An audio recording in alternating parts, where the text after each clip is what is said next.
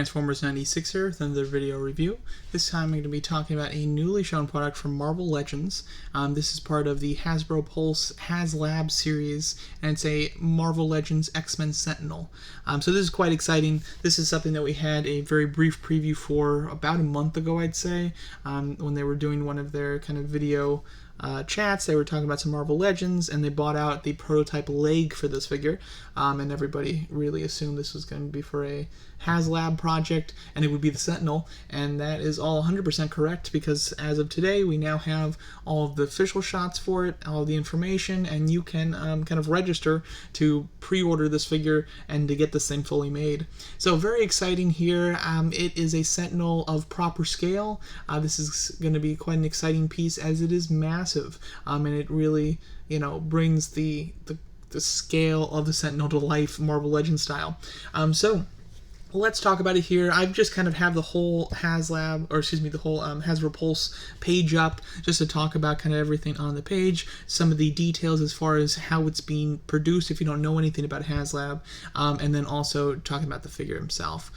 So just going over some of the details with the figure here. You can see him on the left hand side. He's big. He looks really nice. I do think that the overall sculpt for him is good. It's not your super classic Sentinel. When I saw the leg, I was expecting them to go very kind of classic original Sentinel type of design.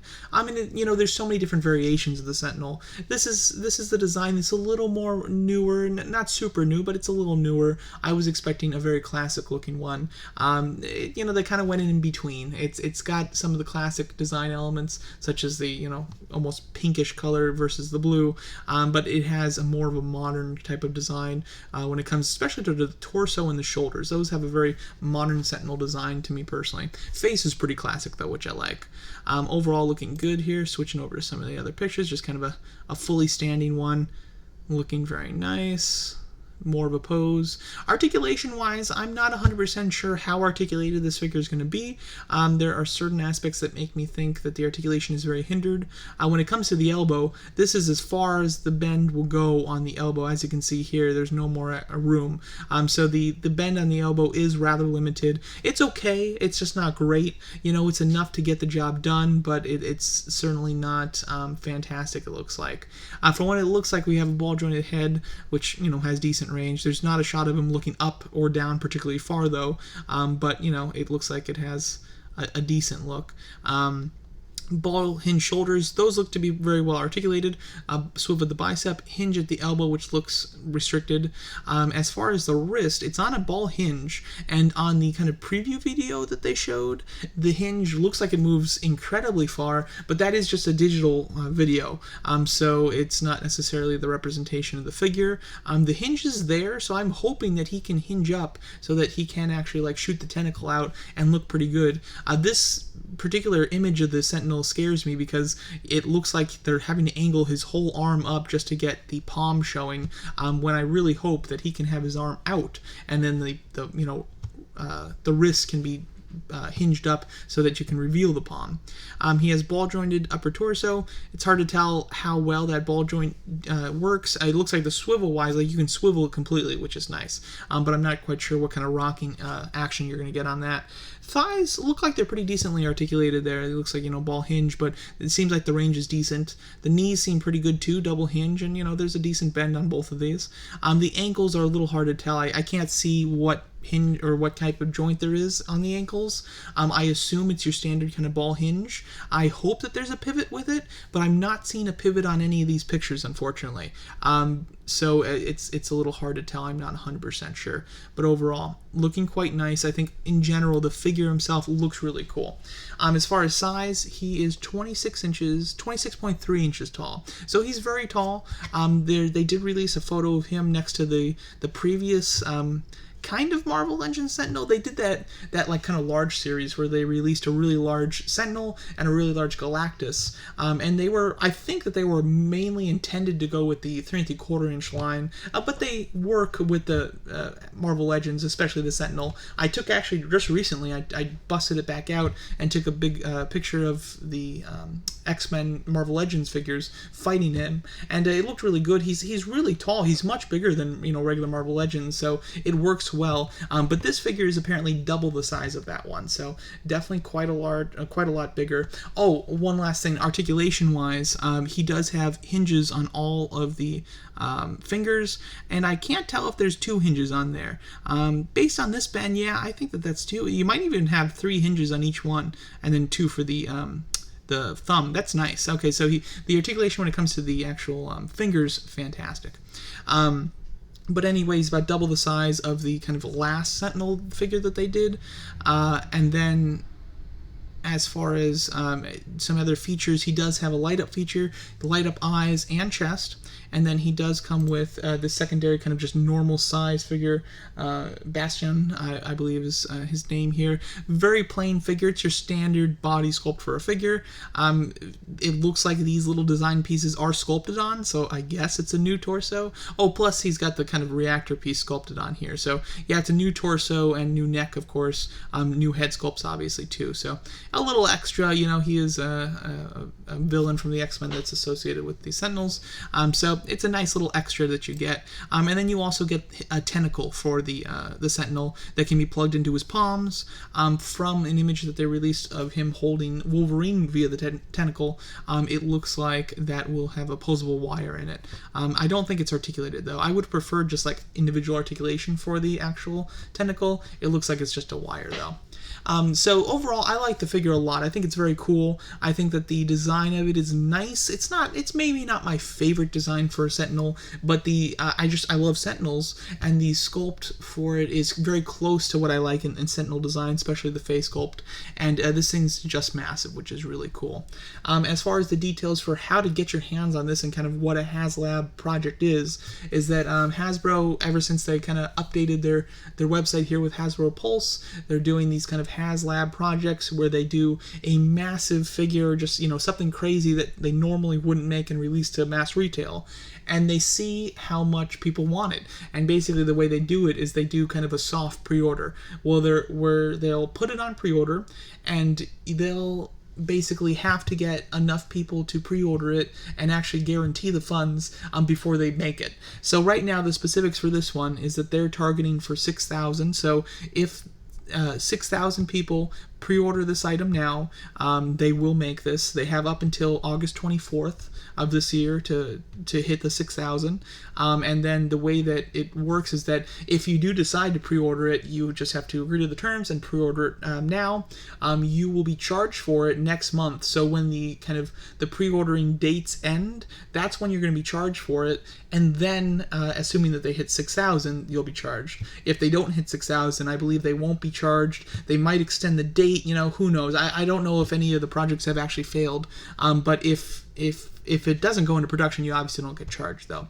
But assuming that it hits 6,000 within the date that they're projecting, the 24th of August, then you will be charged for it right away, and then the item will go into full production, and its estimated release is going to be fall of next year. So it's a little bit over a year away, unfortunately, but with this style of figure and how they're producing it, it makes sense. So I don't mind that at all. Currently, and this was put on pre-order at, I believe, 8 o'clock this morning, or 8 o'clock my time, but I don't know. It was done earlier this morning, and it's already more than halfway there. We're at 3,400 of the 6,000. So this will absolutely hit the 6,000. If you're worried about pre-ordering it because you don't think that it's going to hit it, don't worry at all. It will hit it. And what they also have stated is that for every 1,000 that they go over the target, they'll add something to it. So I am really interested with that because they're very vague. I wonder if you can see it here. Let's see.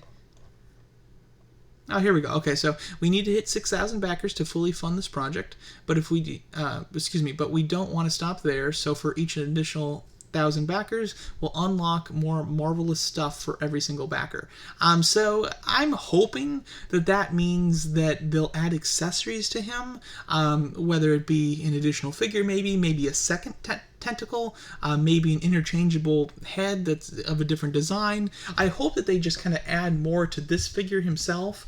That would be awesome. But what they could also be talking about, because one thing that you do get when you pre-order this now is that you get Marvel Insider points, you get a redemption code, something for, digital comics. So I'm hoping that it's not like every 1,000 that they get, they do some sort of kind of digital a digital Marvel thing for you or something like that. I'm hoping that's not the case. It would be really cool though if they did add something, you know, additionally to this figure by every 1,000.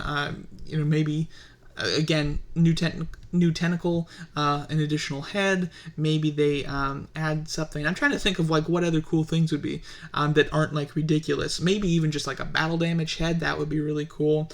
Maybe an additional figure to go with him, like just a regular size figure along with the one that he comes with. That would be really cool.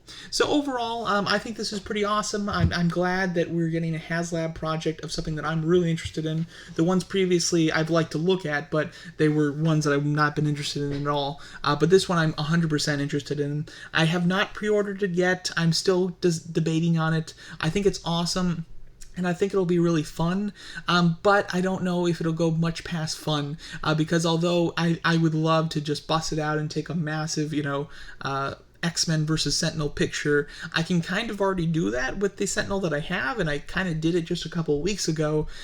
This would obviously be on a bigger scale, and so it would be cooler, but there's not a ton new that I'd be getting out of it, and although the pictures would be great, the figure himself, he'd just be so big that he wouldn't actually fit height-wise on the shelf that I display my Marvel Legends on, and therefore I'd have to keep him separately, probably somewhere kind of next to a cabinet on the floor or something like that, and that would just be a little disappointing. So I'm not sure if I'm going to get this just because it's so much money. You know, it's $350, of course.